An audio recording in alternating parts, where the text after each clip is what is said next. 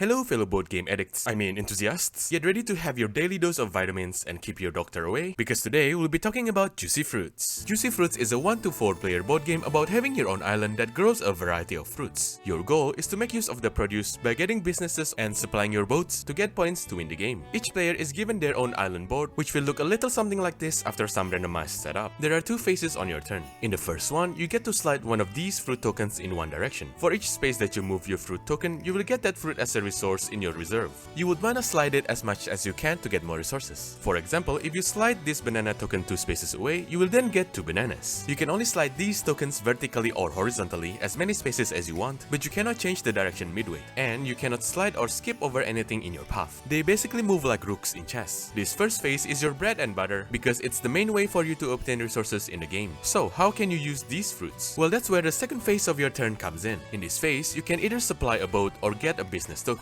If you notice, your island is supposed to be a 5x5 square grid, but you start off the game only able to access the inner 3x3 grid instead because these ships are blocking the way. So what you could do is fulfill the ship's order listed on the token itself by turning in the required fruits. Doing that will give you the points listed and remove the ship. So now you have more free space in which you can push your fruit tokens onto. This will make your first phase more efficient as you can gain more fruits from one slide. Alternatively, you could instead claim business tokens from the business board. The business board has 5 rows of tokens that you can choose from, and they are always set up randomly every game. The price of a business token depends on which row it is in. For example, if I want to choose this particular one, I'll have to pay 3 oranges and 3 bananas. I'll then get the points from the transaction as listed here, and then take the business token off to my own board. There are 2 types of business tokens that you can get. The first simple one is the stationary type. Upon purchase, you simply put that stationary token in an empty spot on your island. It will give you instant points, but it also blocks that spot permanently, and you cannot move these tokens around after the initial placement. They come in multiple sizes. The bigger ones will have more points, but also blocks your island more. Some of these tokens will give you endgame points instead. For example, this particular one will give you points per stars you can see on your island's buildings. The second type of business token that you can buy are these mobile ones. They could either be advanced fruit tiles or ice cream carts. Upon purchase of the advanced fruit tiles, you get 1 bonus fruit of your choice out of the 2 available. And just like the stationary tiles, you put the token on an empty spot on your island. But you can actually slide these tokens during the first sliding phase of your turn. The advanced fruit tiles are just basically straight up a better and more versatile version of the starting fruit tiles. They produce 2 kinds of fruits when you slide them and always yield 1 extra fruit. The ice cream carts, on the other hand, gives you access to another scoring opportunity. Each cart will allow you to create 1 type of ice cream with a specific recipe, or a milkshake, which you can make by using any 2 identical fruits. You probably don't want to prioritize the milkshakes because this laughable and borderline insulting amount of points isn't going to bring any boys to anyone's yard. To use an ice cream cart, you slide the stand on your first sliding phase instead of producing fruits. For each square you slide, you get a chance to make 1 ice cream or milkshake. So let's say that I've got 2 oranges, 2 limes, and 2 bananas. I can technically make 2 ice cream cones, as each requires only 1 lime and 1 orange. And I can also make 1 milkshake using the 2 bananas. But there's only 1 of that ice cream token left on the market board. So in this case, I could only make 1 ice cream and 1 milkshake. So yeah, after the 2 phases of your turn, the next player clockwise would then have a turn, and so on and so forth. The final round is triggered when this shared license marker goes to 0. The game starts with a number of licenses according to player count, and you reduce it by 1 whenever that marker shows up in the game, like when you take the last ice cream token or whenever anyone buys a business token. When the marker reaches 0, you continue playing until everyone has got the same amount of turns. Then everyone adds their end game points, and the winner of the game is the player with the most points. That's all there is for the rules of the base game. There is an alternate mini module you can add in called the Juice Factory. At the back of the normal scoring track, there's the Juice Factory track that you could use. To start, everyone stacks 2 of their markers on the starting tank, and instead of 2 phases, you now have an optional 3rd phase on your turn. In this 3rd phase, you are allowed to, at most, move each of your marker once to the right, and you'll need some fruits to move them as shown on the arrows. Early on, any fruit will do, but as you progress further, they become more specific. So what's the benefit of doing all these? Well, when your marker moves to an uncovered scoring circle like these ones, you instantly get the amount of points listed. Also, there's this endgame business tile, which gives you points depending on where your markers are on the track. When you are on one of the bigger platforms, or tanks as the game calls it, you could move using any of the connected arrows. However, if you are on one of these single ones, then you only have 1 choice. When you move onto one of the bigger platforms, you could place your marker on any of the unoccupied spots, or you can stack it on top of your own marker. You can also kinda quote-unquote speedrun the track by moving 2 stacked markers together once and only paying the moving cost once, but you also only get the rewards 1 time. And yeah, that's all there is to the game. So how good is this one? For starters, the slidey slide fruit generating mechanic is pretty unique. It's basically the thing that makes the game stand out the most. The spatial element of this mechanic, combined with the light engine building as aspect of the game makes for interesting decisions, and it's quite satisfying to see your turns get more snowbally or efficient as your island opens up. Plus, it's not gimmicky, and if anything, it streamlines the game. The player turns are usually really swift, especially in the early games. It will be your turn again before you realize it. It will become slower eventually, but by that time, the game is most likely almost over anyway. Juicy Fruits is also completely language independent, as they use symbols for everything, which really should be the standard for most board games nowadays. Plus, it could also save a dumbass like me who bought a game without checking the language it is in. And lastly, the game is quite aesthetically pleasing, as it's got this vibrant color scheme and cute artwork throughout. It's also got some real chunky pieces. I mean, look at how big these fruits are, Jesus. All the compliments aside, the player interaction in this game is pretty weak. The only time you cross paths with others is when you compete to get the same business tokens or ice cream from the supply. The extra module for me doesn't really help much either, cause it's kinda underwhelming. You can only get points from it, which isn't really the most thrilling stuff. Whatever else is happening on the market board is usually more interesting. I wish they expanded the juice factory a bit more. You know, I'm thinking of those massive multiple pathway grids in video games. I mean, not literally as huge, because I do realize that Juicy Fruits is a short game. And speaking of that, the 20 to 15 minutes game duration on the box is quite accurate, which honestly kinda leave me wanting a bit more. So if you are into heavier games, Juicy Fruits might not be for you. And lastly, when it comes to setting up the business tokens, I kinda wish there were more structure or restrictions rather than just full out random. It's just that you can actually get weird scenarios when it's random. For example, one row could be full of the same token types, or there's only literally one ice cream cart in the game. The latter seems pretty huge and unfair, as the first player has turn advantage and will be the only one that gains access to the massive potential points. That all being said, you can easily fix this by simply reshuffling the tokens.